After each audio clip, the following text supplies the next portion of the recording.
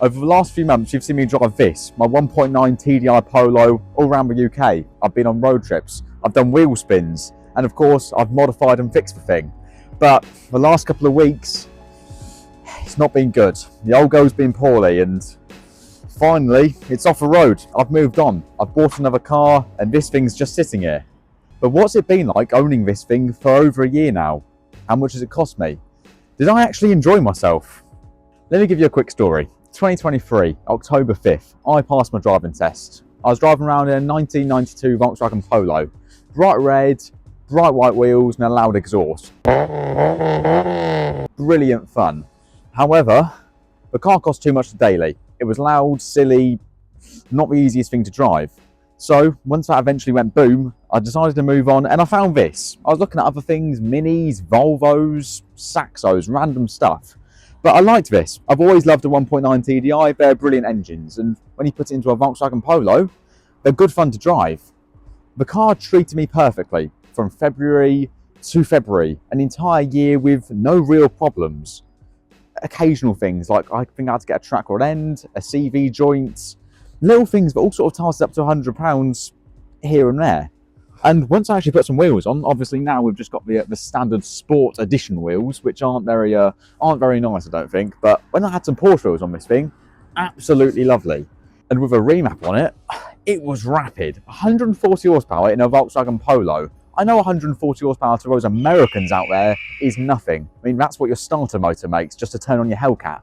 But 140 horsepower in a Volkswagen Polo is hot hatch territory. I mean, 20 years ago, 2004, when this car was actually brand new, 140 horsepower is only 10 horsepower less than you found in a Golf GTI, the pinnacle of hot hatches. Admittedly, a Mark IV Golf GTI is, it's terrible. And to anyone who has a Mark IV Golf GTI, get a remap or something.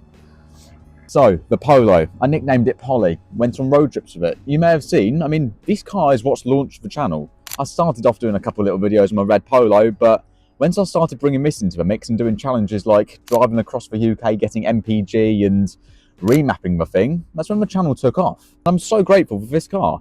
I mean, seriously, as a first car, technically not my first, but the first car I properly insured, properly drove, enjoyed, went on road trips with my mates. This thing has been brilliant. I cannot recommend the 9M Polo enough. And once you put a 1.9 TDI in it, the best engine for a Polo, I think. Diesels in little hatches are the best. I mean, when I remap this thing, 225 foot-pounds of torque. 225. Can I just repeat that one more time? 225. To give you a bit of perspective, an Audi TT, which I now also have and daily drive, a 225 horsepower one, the top basically, has 207 foot-pounds of torque. This Polo with a remap has more. How is that possible? How is that possible in a Volkswagen Polo? It was a handful, especially once I put the standard wheels back on. It's a serious handful. It just spins. It's got no traction control. I mean, it's got the optional electric sunroof, but no traction control. I don't know why you option no traction control, but thank you, because it's been brilliant fun. But you may have noticed I've just been ranting about memories of a car. And that's because I don't drive the thing anymore. For the last month or so, it's just sort of sat. I mean, the MOT was due. Didn't go well. Had some problems. Nothing major. A bit of an oil leak. Some faulty headlights. Typical sort of stuff. But that's not really where the car went wrong. This thing, the gearbox. How do I put this nicely? It's not working anymore. It's blown up. It's gone. It's kaput. It still works, but for sort of short periods of time. If you drive it for, let's say, an hour in the same gear, you'll hear a whine similar to a supercharged Mini Cooper. It's deafening. It's just which does get on your nerves a bit and does mean metal on metal, cog on cog, serious brokenness. And of course, leaky oil coming from a gearbox, drive shafts rattling about. It's a serious problem that's not just an easy fix, and it's going to be too much for me to handle, not just myself, but money-wise. I've just bought a new car. I can't afford to have two things, especially when I've sort of done my journey with a car. It served its purpose as a first car. And of course, sitting here for about a month now, will the thing even start? Well, let's find out. We're in neutral. 3, 2, 1. On the button. 1,500 quid, any of you can have it. So the best way to explain actually what's going on with a car, what's wrong with it, how much I've spent on the thing, of course, and of course just really how a year's been with a car, is by going for a drive, seeing what the thing's like. I mean, it's a bit broken, but it still works. So let's crack open that sunroof. You'd love to see it. Nothing better than an electric sunroof. And let's take this thing for a drive. Oh yeah, I can't go for a drive in it because it's not insured, not MOT'd, not taxed, nothing, which makes this car as good as scrap. As much as I love the thing, as much as I'd want to go rag it down a back road right now and use all its 4,000 RPM, I can't. So what do I do with the thing? So, like I've mentioned, the main plan for this thing is to get it gone. I've had a few people offer 500 quid, 400 quid, so on and so forth. It seems like a silly amount of money to get rid of what really is a decent car. I mean, it's got the electric sunroof that works. The engine is solid. It's just the gearbox for slowing it down. And without an MOT, it's not really worth too much. It's sad to see, but at the end of the day, it's a Volkswagen Polo. It's such a common car in the UK. Even having the rare, cool, interesting engine and only being about one of 500 actually left on the road, let alone being a 3-door with the options it's got, does make the car just a bit bland, a bit trafficky. I mean, to most people, it is a black 3-door Volkswagen Polo. To car guys, it's a little diesel hot hatch. But unfortunately, the thing's got to go. I would love to just put hundreds and hundreds of pounds into the thing and make it into an animal. But that's not going to be my job to do. And all going well, by the time this video actually comes out, the car should be sold. Because I've had one person very interested. If he actually buys the car, which you'll find out now,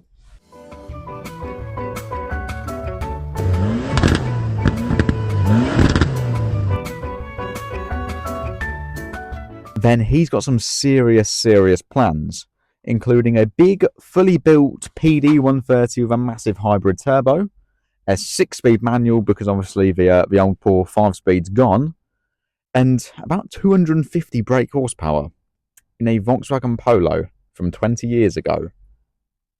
If you do that, thank you so much, and I beg of you to let me drive the thing. I mean, what a YouTube video that'll be. I got to drive my old Volkswagen Polo and it's got double the horsepower and sends black smoke out the exhaust. I mean, it'll probably have a popcorn limiter, and I hate popcorn limiters, but sometimes you've got to do things which you don't want to do. So, as much as I've loved this car, Polly, the Volkswagen Polo, the thing that I bet a lot of you will have subscribed for, it's going to be going. This is the final video. I've been on road trips. As I mentioned, I've done plenty of skids.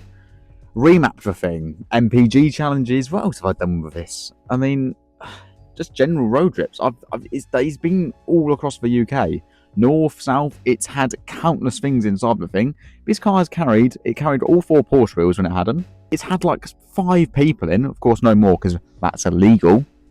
And it's just been endless fun. I mean, if you're getting a first car, don't just get a Vauxhall Corsa, please. Also, please ignore the breath.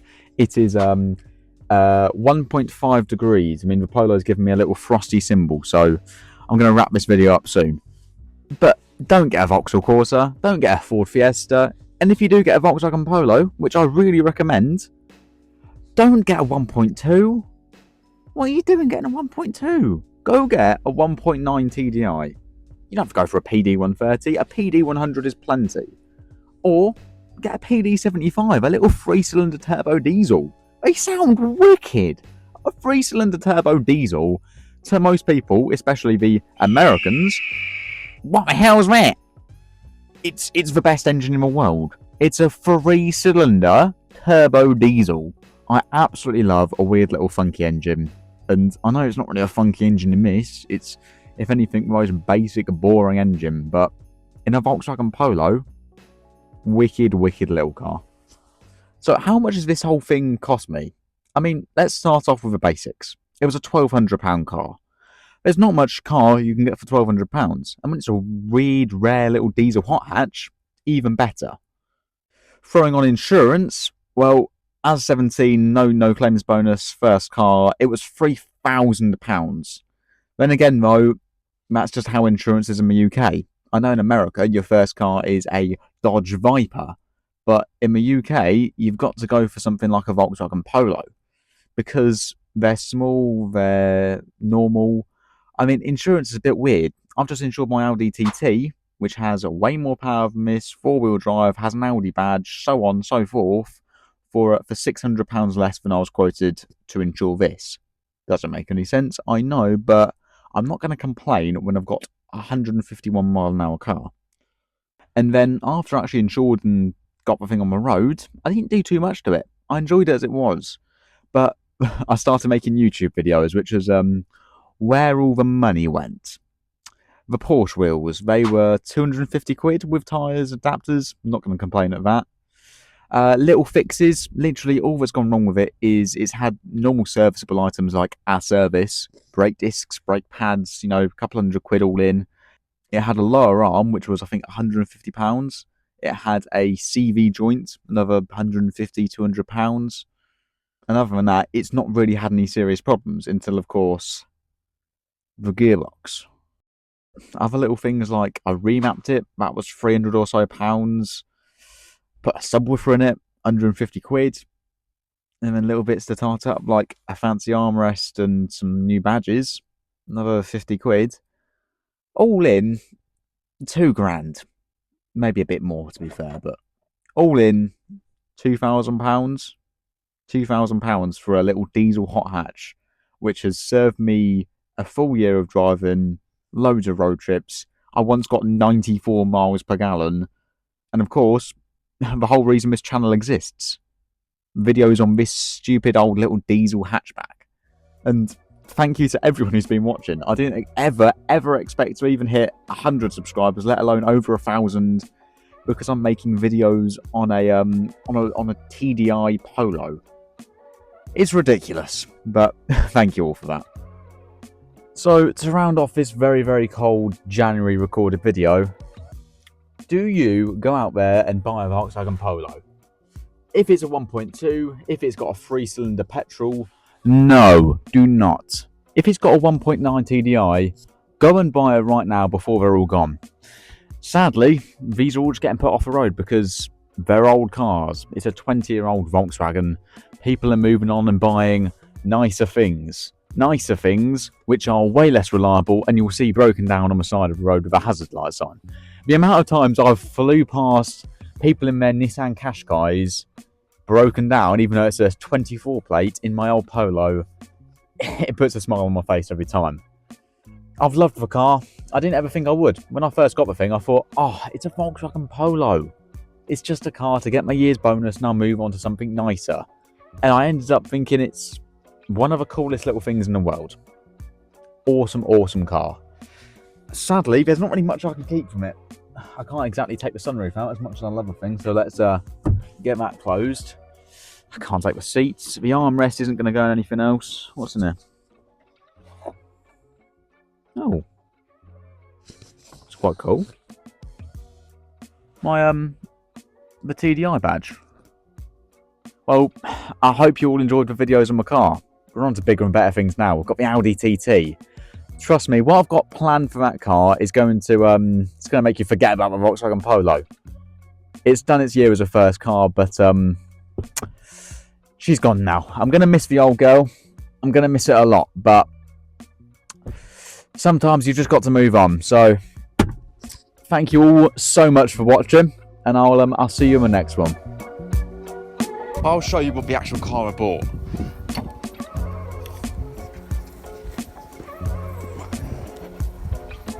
It's probably quite hard to address the fact that now I'm parked in front of a massive stack of hay bales. Economical is this car. That works out at an incredible 87 miles per gallon.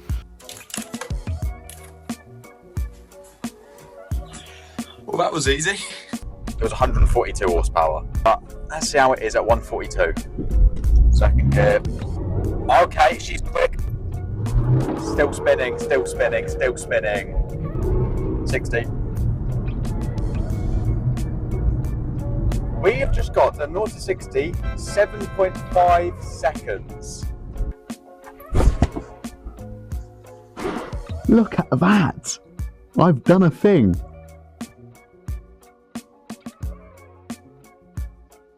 The famous midget, Warwick Davis.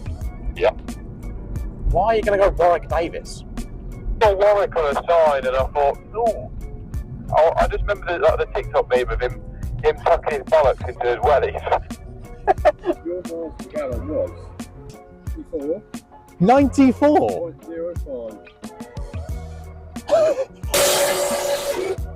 You just snapped it. What's that mean? You just snapped the bolt. What's that?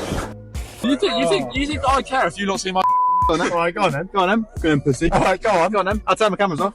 Nah. gearbox is, how can I say this? It's gone, it's broken, it's destroyed. Harry, so you just had a quick look and give me 2 words to describe the gearbox right now. Dripping oil.